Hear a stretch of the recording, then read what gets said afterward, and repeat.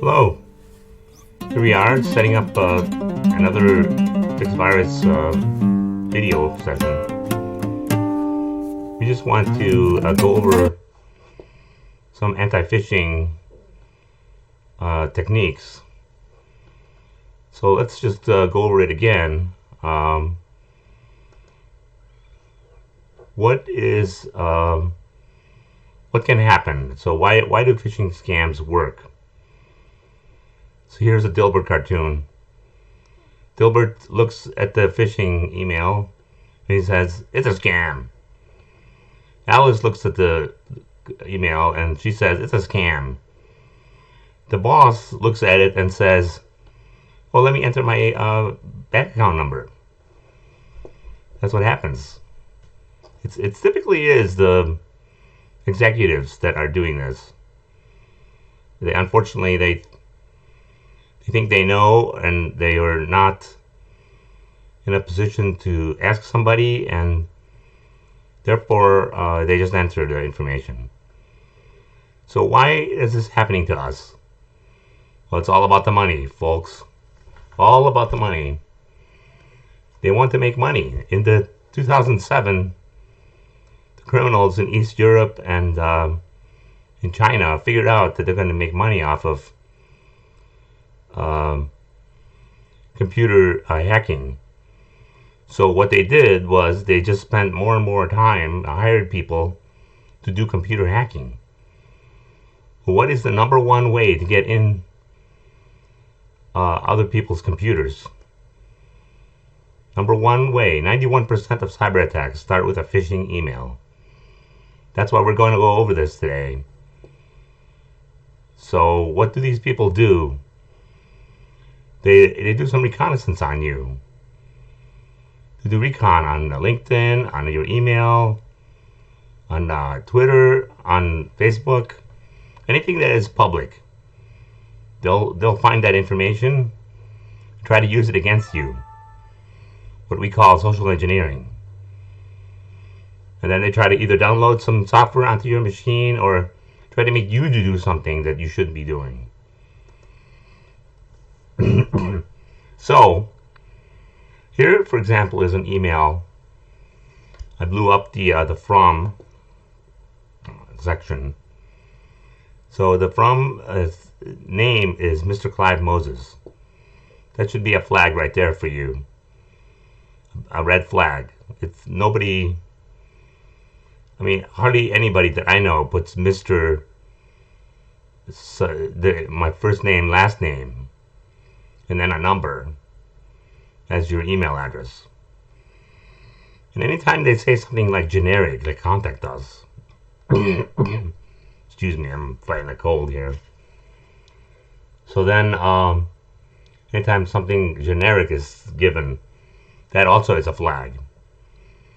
And of course, you know, I don't really do much with the UK or with the Euro region, so there's no reason why I should be clicking on this attachment. I like this attachment that has some kind of malware on it. So here's some 9 items that you could use to combat phishing emails. Never give out your personal information. Keep your browser up to date. Always patch your browser. Install anti-phishing toolbar. Use a privacy toolbar and an ad filter. So you should do all 3 of those to help you prevent getting hacked. It helps prevent. So it may not be foolproof, but every little bit helps. It makes the hackers try that much harder. And that's what you want to do. You want to be the one that's really hard to hack. So they'll go after somebody else. Do not click on links that look unfamiliar to you, including the shortened links. I'll show you one. If the email looks suspicious, does it have bad grammar? Does it look bad? Read it again. Don't go through it quickly. And then just assume that it's bad. It's a bad email. Is email generic? Does it ask for you? Be wary of threats and urgent deadlines. Always browse with HTTPS. Your hypertext encryption, secure socket layer. So I would typically, I would assume spam and phishing, especially unsolicited emails. If you have to respond, make them give you something. So I wanted to kind of quickly go over how email works to give you an idea. And it's kind of like a little bit of fun here. So you have an email client that you're going to enter the email in, your email client, and then you're going to send it. So then the email goes into the email queue on the server, and it gets sent to the other mail server on the internet. Let's say you're sending a support email to your laptop, your HP laptop. So something, support at hp.com or something like that. So the routers on the internet know where hp.com is, and they'll point the email in that direction. So the mail server for hp.com grabs it. You might have some virus or spam blockers, and deposit it into the mail system. And then whoever is on the support mail list will grab that email. So that's kind of how it works. But let's see how the email really works. Send your email, the NSA reads it, some scary stuff happens, the US government reads it, the Russia reads it, the Dracula and the Illuminati read it. And then the other guy gets the email. Why do I say this? Because here, there's no encryption. These guys, or anybody, in fact, can read your email. So if you put stuff on your email, do not put things on email that people should not know about, like your social security number, your other private information. Do not put that in email unless it's encrypted. If you don't know how to do encrypted email, don't do it, and learn about it. Figure it out. That would be another email, another video. So let's go to another phishing instance.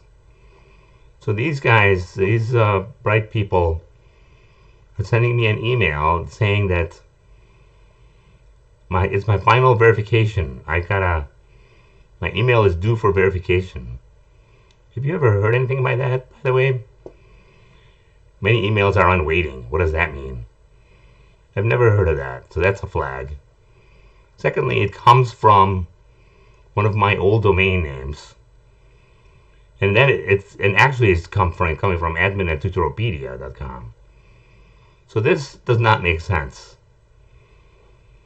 So it's when you click on this, if I would click on this button, I would not be going to Tutopedia. I would be going to some malware website or something.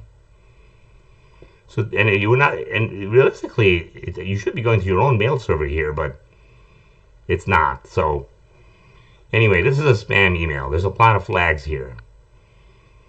First of all, it's the way it was written. Your email is due for verification. Have you ever had that done to you? I haven't.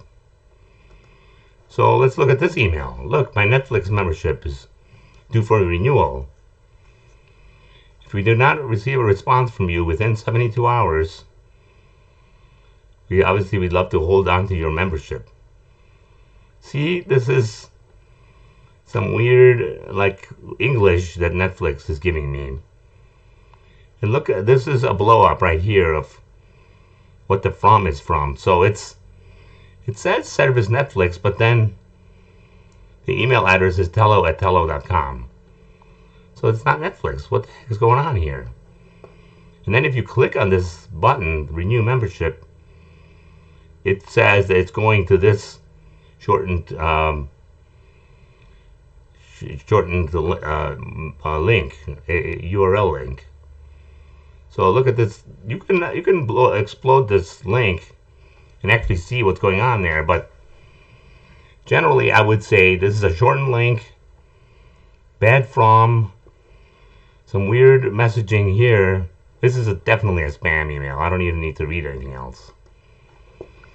So, okay, I wanted to show you a extortion example because basically it's the same thing. The from claims your name at emaildomain.com, which is a flag. The to claims to be some old password of mine, as it says here. Password, and it's got this string of letters. Security notice, someone has access to your system. So it's like bad English. So again, this is bad English, bad form, bad email froms. This is spam. So they got some kind of weird story in here that you claim that you've done on your computer. They're just kind of trying to scare you. Unless you give us money, we're going to embarrass you or something. So I would definitely not give them money. The other thing that you could do is you can grab the Bitcoin address and go on Bitcoin abuse and check out to see what that looks like on Bitcoin abuse. Typically, other people have sent that Bitcoin address already in, so you'll see that this is a bad Bitcoin address. Bitcoin abuse will tell you if it's a legit Bitcoin address. So, okay, so now what happens if you click on something, click on your malware, that those attachments. So now if you don't have your machine patched and the ransomware works, then you'll get ransomware, and it might look like this. Again, they're wanting you to give money to them with Bitcoin. That's the way they're getting their money these days. So my recommendation is to reduce your risk. Update your software as much as possible. Perform consistent backups, which can be outsourced. You can outsource your backups. Spend as much money as is reasonable on defensive software. Antivirus, firewall, secure email gateway, web application gateway. Compliance must be set up and taken care of, but it does not guarantee safety though. And as you know, government regulations are coming, so they'll always keep you hopping. So remember that software will always have some flaws. The key is to reduce risk.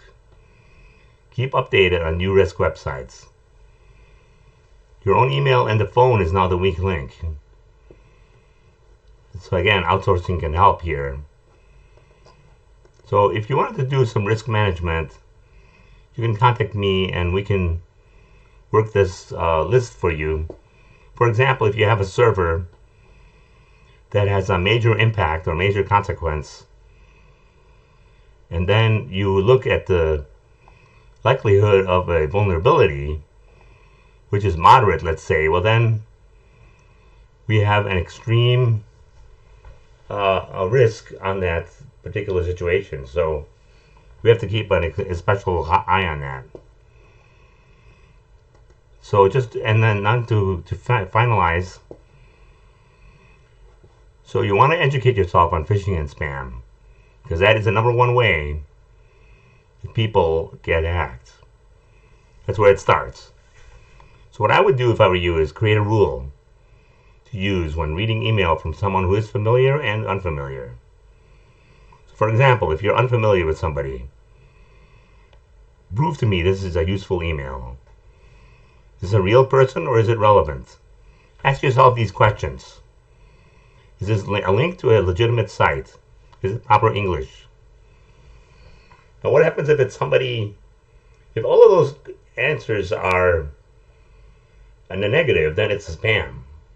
I would not spend too much time on it. So if it's a familiar person that's sending you an email, why are we having this conversation? Are you wanting money still? Because it could be faked. So now you always get confirmation if you're transferring money. Contact them using the telephone. Get that one-on-one confirmation. It's important enough. You don't want to get spammed, and you don't want to get taken advantage of. So I think that is all for now. I will put together another video soon enough to try to help you with navigating the cybersecurity. So, thank you for Fixbar's video show. If you like the video, click like and share the video with other people.